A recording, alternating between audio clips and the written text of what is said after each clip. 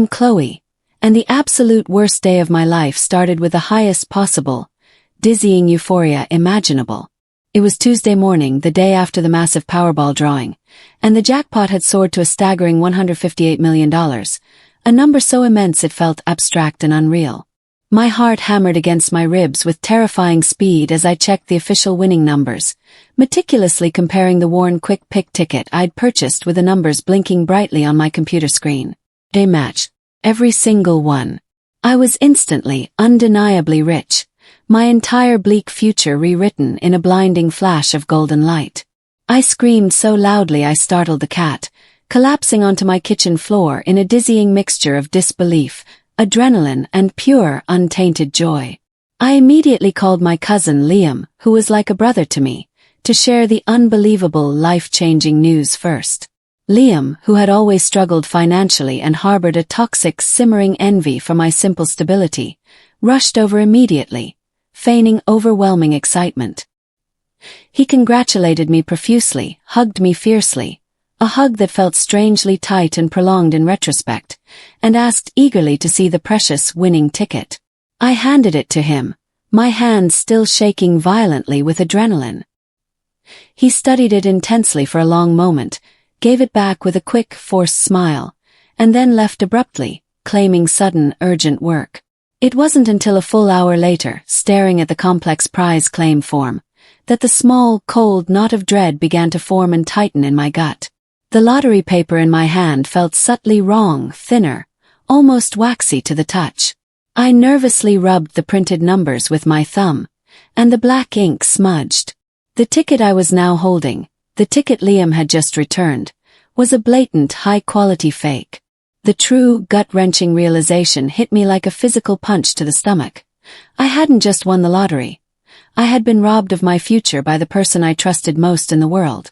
The realization that Liam, my own cousin, the man I considered family, had executed such a cold, calculated, and opportunistic betrayal was a shock that shattered my reality more profoundly than the lost money ever could. The financial stakes were immense, a life-altering $158 million gone in a single cruel swap, but the emotional core was the agonizing, searing pain of his deep-seated malice and calculated deception. Liam had always been characterized by toxic, quiet envy.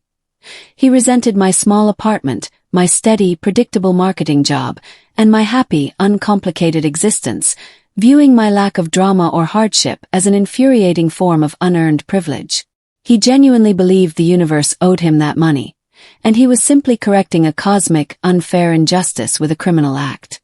The fake ticket, a cheap, elaborate forgery, was resting on my kitchen table, a sickening, permanent monument to his consuming greed. I rushed back to the local convenience store where I bought the original. The clerk confirmed the exact date and time of my purchase, but without the physical winning ticket, I had nothing legally tangible. I was trapped in a digital wasteland of what-ifs and unprovable claims. Liam had known exactly where I kept the ticket and precisely when to strike, using my moment of euphoria and vulnerability as his perfect window of opportunity. I didn't cry. The shock was too deep and too paralyzing.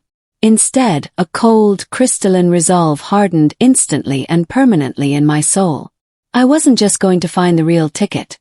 I was going to ensure Liam's ruin was as public, absolute, and total as my supposed triumph had been fleetingly brief. My immediate challenge was not the recovery of the money, but maintaining absolute, unyielding secrecy regarding the forgery itself and my true suspicions. I knew I couldn't go to the police yet. Liam would simply claim I lost the real ticket in my euphoria, and that the fake was a delusion born of grief and desperation, muddying the waters. I had to prove both his act and his criminal intent beyond a reasonable doubt before exposing him. I confided the terrible truth only in my Uncle Mark, Liam's father's estranged brother, a man who had always warned me about Liam's parasitic tendencies and his enabling mother's lack of moral compass. Uncle Mark, a retired private investigator with an extensive, discreet network, became my silent, invaluable ally and confidant. The first critical step was forensic. I needed the fake ticket analyzed by experts. Uncle Mark sent it to a covert lab specializing in document fraud. The new hook, The lab confirmed the fake ticket was printed on highly specialized stock, requiring access to a professional-grade, industrial printing operation. A resource Liam, a perpetually unemployed, struggling graphic designer, inexplicably possessed. The physical trail of the crime led immediately back to his secret, poorly funded side business. The emotional cost of this covert investigation was immense. Every step confirmed the years of hidden resentment festering beneath his polite, cousinly facade. I learned to wear a mask of devastating grief and utter financial despair, ensuring Liam remained smug, comfortable, and certain of his completely successful theft. Liam, emboldened and dangerously confident in his calculated deceit, became actively bold in his surveillance. He began a flawless performance of the perfectly sympathetic cousin, calling me constantly, offering vapid condolences and helpful suggestions that were clearly designed to lead me further away from the truth. "Maybe you accidentally flushed it down the toilet, Chloe? Just give up, don't stress yourself over a long shot," he'd suggest, his tone cloyingly sweet and utterly insincere. The escalation was immediate. He subtly started inquiring about my current financial stability, asking about my health insurance policies, and checking if I could still afford my apartment lease. He was meticulously calculating the exact time frame before I would truly break and become a pathetic, dependent figure he could generously pity and dismiss. The stakes were no longer just the lost money. They were the escalating psychological warfare waged against my sanity and dignity. I countered his manipulation by relentlessly intensifying my performance of despair, loudly telling mutual friends I had no evidence, and was giving up the futile search, claiming the stress was too much. I knew his fatal flaw was his overriding need to gloat. He wouldn't dare cash the ticket immediately, but would wait several months until the public furor subsided, ensuring maximum stress-free profit. This waiting period was my only golden chance to build the perfect crushing trap.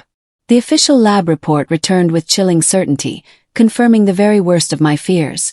The fake ticket had been created using highly specialized, expensive counterfeit ink designed specifically to smudge slightly on deliberate contact, making it look hastily or accidentally printed.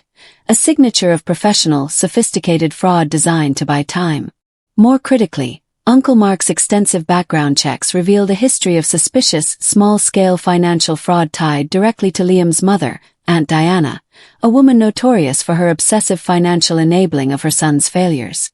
The first major twist that broadened the scope of the conspiracy: the sophisticated printing equipment was not Liam's. It was owned by Aunt Diana's oldest friend, a legitimate printing company owner whose facility Liam had secured access to under the guise of a late-night, emergency design project requiring industrial machinery. Aunt Diana, oblivious to the ticket's true criminal nature but desperate to aid her son's failing business, was the unwitting yet complicit accomplice who provided the access. My emotional core, initially focused only on Liam, widened to encompass the entire corrosive family system that enabled his greed and shielded him from consequences. I had to devise a plan that exposed not just the primary thief, but the systemic rot that created and protected him, ensuring the shame was shared publicly and irrevocably. My immediate next step was securing an undeniable, irrefutable digital copy of the original ticket. I couldn't trust the store video footage. Liam was too smart. He would have positioned his body to block the exact transaction moment, knowing security cameras were present. The new hook, Uncle Mark, drawing on his decades of investigative experience, remembered a high-level surveillance program the State Lottery Commission runs on all high jackpot draws, digitally recording every single ticket transaction for verification purposes before the official drawing. This internal data, stored securely on non-public servers, included a high-resolution image of my original ticket, complete with a unique serial number and precise timestamp.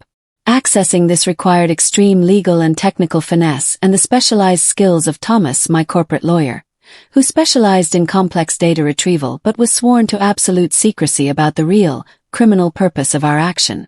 Thomas, intrigued by the legal gymnastics and the high-profile nature of the prize, initiated a highly technical civil action against the lottery for negligence in securing transaction data. A legal bluff designed precisely to gain mandatory access to the secure database without revealing my actual, explosive purpose. The stakes climbed again. If the Lottery Commission refused to comply, My only critical piece of evidence would be lost forever in digital storage. The emotional tension of the waiting game was nearly unbearable, stretching my nerves thin as piano wire. I had to continue acting the part of the grieving, broken winner, allowing Liam to remain comfortable and dangerously confident in his impunity. He began showing subtle, undeniable signs of increased arrogance. New designer clothes, extravagant dinners with his oblivious mother, and a sudden highly feigned interest in investment banking and portfolio management that made me sick. He was spending imaginary millions, confirming his belief that he had pulled off the perfect, victimless crime. Meanwhile, Thomas successfully negotiated expedited access to the Lottery Commission's secure database under a court order citing the unique circumstances. The monumental, life-changing twist. There on the server was the high-resolution image of my original ticket, serial number and all, a pristine, undeniable image of the $158 million win, meticulously preserved alongside the timestamp of my purchase. I finally had the hard, legal evidence, the physical original, now a powerful digital ghost, preserved forever. I felt a surge of cold, decisive power course through my veins. Now I could stop playing the helpless victim and start constructing the perfect public execution of his elaborate deceit. The complexity of the final, devastating trap required flawless collaboration and choreography. My lawyer, Thomas, and Uncle Mark formed a clandestine razor-sharp team to plan the public confrontation. The problem: simply presenting the digital copy wasn't enough. Liam would still deny replacing the physical ticket and claim the digital copy was somehow compromised or fabricated by me. We needed to force Liam to willingly produce the fake and then present the real one. The strategy was audacious. Thomas publicly announced that the winner was facing a legal delay due to a complex ownership dispute involving digital authentication, a calculated rumor designed to inject paranoia into Liam's mind. This served two purposes. First, it scared Liam into immediate hiding, preventing him from cashing the ticket immediately. Second, it set a public narrative of legal complexity.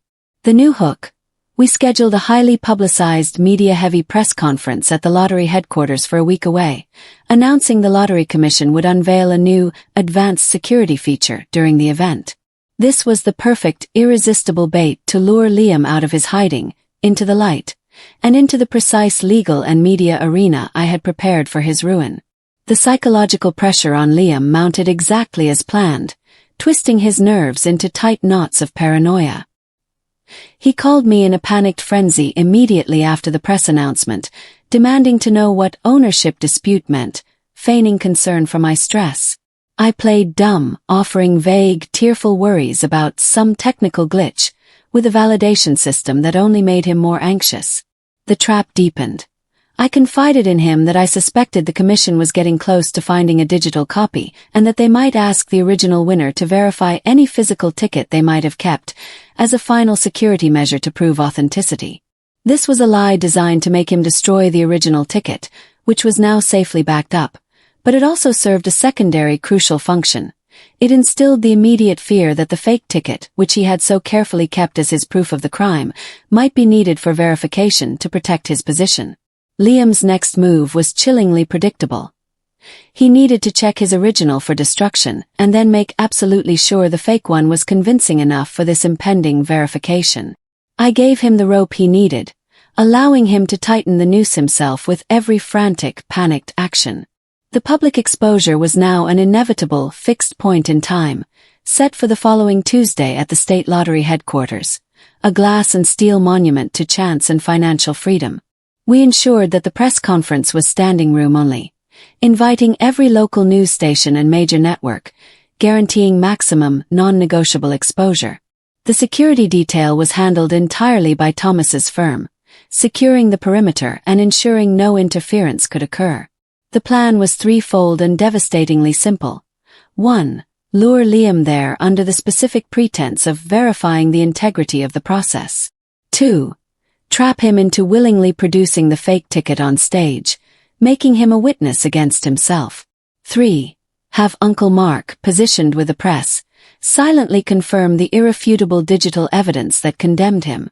My emotional core was calm, cold, and utterly detached from the upcoming human drama.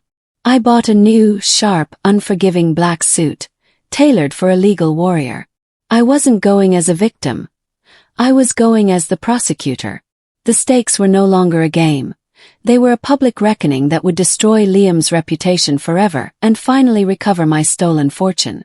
The Monday before the event, Liam made his final, most fatal tactical error that sealed his fate. Overwhelmed by crippling paranoia, he contacted the Lottery Commission's Public Relations Office, impersonating a concerned citizen with information about the stolen ticket. The immediate twist. The PR office, acting on a meticulous tip from Thomas, immediately flagged the call and secured the entire call's recording, which captured Liam nervously asking hyper-specific, detailed questions about the security features of the physical ticket stock, specifically asking if the smudge was normal. This call recording, short but devastatingly specific, was the final unassailable piece of the legal puzzle, proving that Liam had intimate criminal knowledge of the physical evidence and its vulnerabilities. I had secured his psychological fingerprint and his verbal confession, caught on tape. When Thomas received the recording, he simply sent me one text. Gavel ready. No mercy. My revenge was now complete in its evidence gathering, and the final execution was less than 24 hours away. The atmosphere at the lottery headquarters on Tuesday was electric, charged with media speculation and hushed anticipation.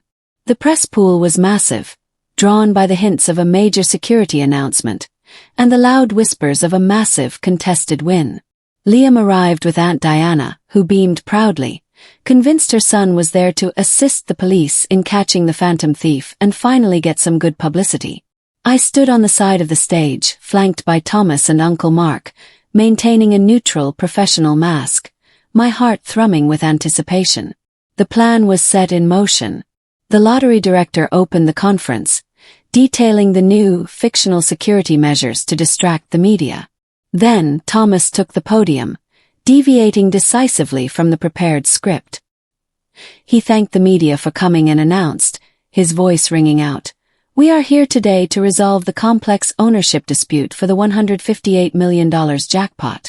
Every single camera lens and microphone in the massive room turned instantly, sharply to Liam, isolating him. The confrontation began with surgical subtlety, isolating Liam further.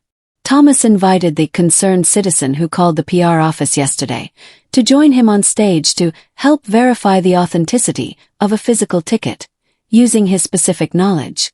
Liam, completely coached by his mother and dangerously fueled by his own massive, foolish arrogance, confidently strutted onto the stage, believing he was about to play the clever, helpful hero. Thomas then, with chilling calmness, produced the high-resolution digital image of my real ticket, displaying the unique serial number on the massive screen behind them. "The winner has secured this irrefutable digital proof," Thomas announced.